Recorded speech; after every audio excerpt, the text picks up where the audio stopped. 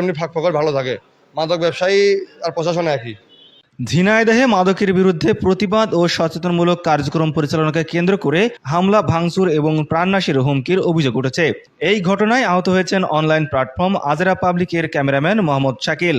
ভুক্তভোগীদের দাবি, মাদকের বিরুদ্ধে কথা বলায় তাদের উপর এই হামলা চালানো হয়েছে। স্থানীয় সূত্রে জানা যায়, মাদক বিরোধী কার্যক্রম এবং বিভিন্ন সামাজিক অসঙ্গতি নিয়ে প্রতিবেদন প্রকাশকে কেন্দ্র করে সম্রাট নামে এক যুবকের সঙ্গে বিরোধের সৃষ্টি হয়। এরই জেরে এক পর্যায়ে ধারালো অস্ত্র দিয়ে আজরা পাবলিকের ক্যামেরাম্যান মোহাম্মদ শাকিলের উপর হামলা চালানো হয় বলে অভিযোগ উঠেছে। হামলায় আহত শাকিলকে স্থানীয়রা উদ্ধার করে চিকিৎসার ব্যবস্থা করেন।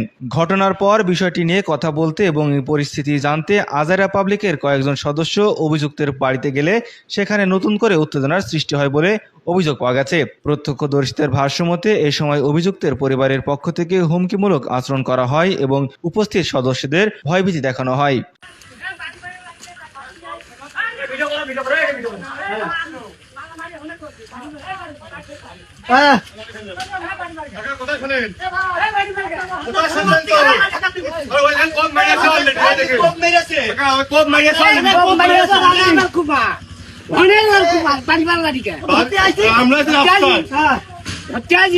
দাঁড়াতে ধরে দিচ্ছি, ধরেন যা আসছি জানি আসেন অনেক খুব আগে দাদা অনেক খুব আগে এই বাড়ি বাড়ি ঠিক আছে তোমার কাছে পচি আইছি কাকে নেতা করে লাঠি ভয় কেন লাঠি নেতা করে তো তুলে আনতো লাঠি না দাদা কি আপনার কাছে পচি আইছি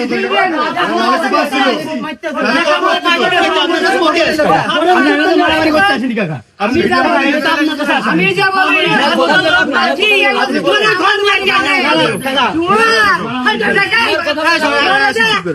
আমি নিজে খুব মনে পাবি টাকার জন্য আমি নিজে আসতেছি সম্রাটের মারবে যে অনেক পেলে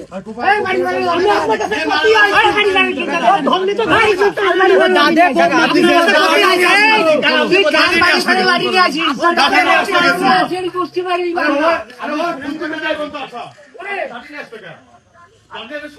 শুধু হামলায় নয়, ঘটনার জের ধরে আজরা পাবলিকের ব্যবহৃত সরঞ্জাম, ক্যামেরা এবং অফিসে ভাঙচুর করা হয়। এছাড়া সংশ্লিষ্ট অফিস ও আশপাশের কয়েকটি দোকানপাটেও হামলা ও ভাঙচুরের ঘটনা ঘটেছে বলে দাবি করছেন ভুক্তভোগীরা।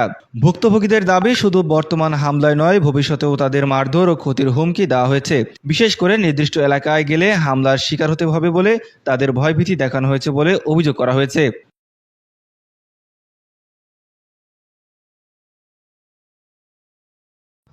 ওখানে মূলত কি, আমরা তো ভিডিও বানাই আসলে, তো আমরা ভিডিওর কার্যক্রম তখনও শুরু করিনি। আমরা এক জায়গায় বসে আর কি সবাই কথাবার্তা বলছি যে একটু রোদ কমলে কোথায় কী করবো। আমাদের বালিয়াডাঙ্গা বাজার 15 নং কালীচরণপুর ইউনিয়নে প্রাইমারি স্কুলের সামনে আমরা। আর তখন হচ্ছে আমাদের কিছু শুভাকাঙ্ক্ষী ভাইয়েরা ওখানে আসলো, বেশ দুঃখিত মনে, ওই ভাইকে ডাক দাও একটু, ওই যে ওই ভাইয়েরা আসেন, ওই ভাইরা আসলো, বলে ভাইয়েরা আমরা ঈশ্বরদী থেকে এসেছি। তো ঈশ্বরী থেকে আসার পর ওই ভাইরা বললো, ওই ভাইরা নাকি যখন ওখানে নেমে মাত্র নেমেছে আর কি গাড়ির থেকে, তখন ওই ভাইয়াদেরকে গালিগালাজ করা হয়েছে এবং খুব বাজেভাবে ব্যবহার করা হয়েছে। কিন্তু ভাইরা আসলে তাদের কাছে আসেওনি, ভাইয়াদের এখানে কোনো কাজও নেই। কিন্তু ভাইয়াদের সাথে, আপনাদের সাথে কি দেখি আসল কিছু বলেন। মানে আমরা যখন গাড়ি থেকে নামলাম আর কি, ঠিক আছে, প্রথমেই মনে করেন উদাল পাতাল গাল পাততেছে, বড়ি টড়ি বেচতে। আমরা বড় ভাইদের ভালোবাসার টানে আসছিলাম এখানে, ঠিক আছে, এরকম আসছে এখন এই পরিবেশের ভিতর এত দূরে।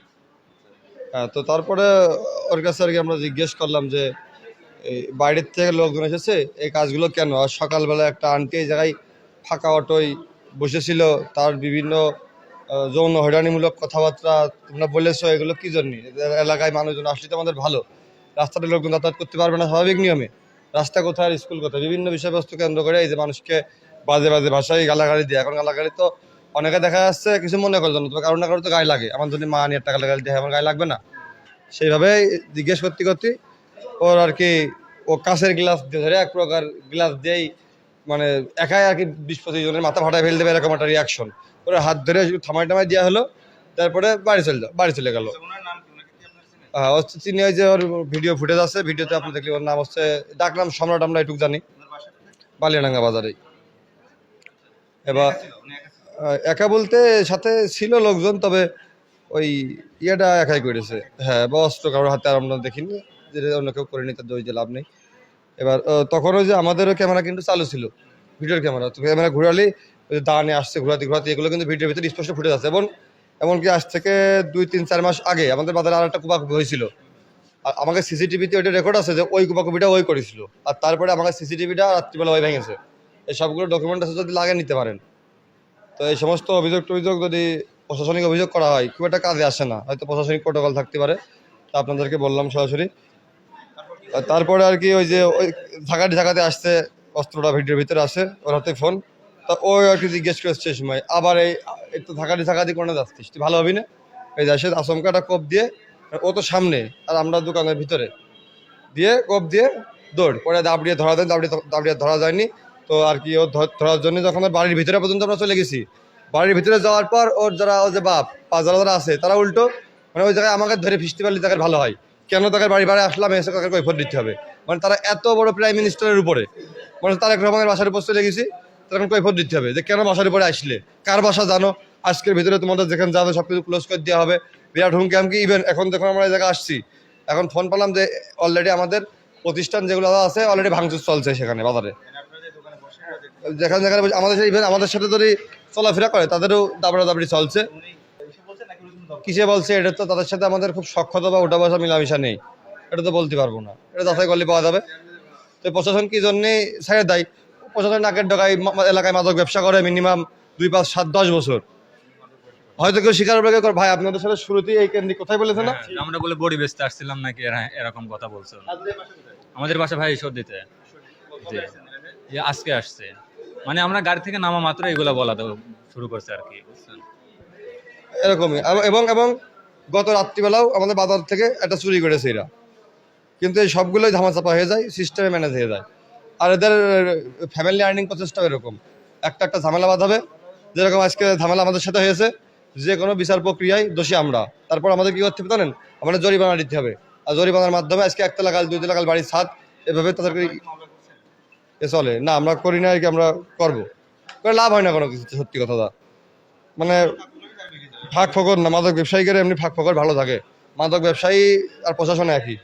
স্থানীয় সচেতন মহল বলছে, মাদকবিরোধী সামাজিক আন্দোলন ও কর্মকাণ্ডে জড়িত ব্যক্তিদের উপর এ ধরনের হামলার অভিযোগ উদ্বেগজনক। মাদকের বিরুদ্ধে সোচ্চার হওয়ার কারণে হামলা ও ভাঙচুরের অভিযোগ ঘিরে এলাকায় দেখা দিয়েছে উদ্বেগ। ঘটনা নিরপেক্ষ তদন্ত এবং প্রকৃত দোষীদের বিরুদ্ধে ব্যবস্থা নেওয়ার দাবি জানিয়েছেন স্থানীয়রা।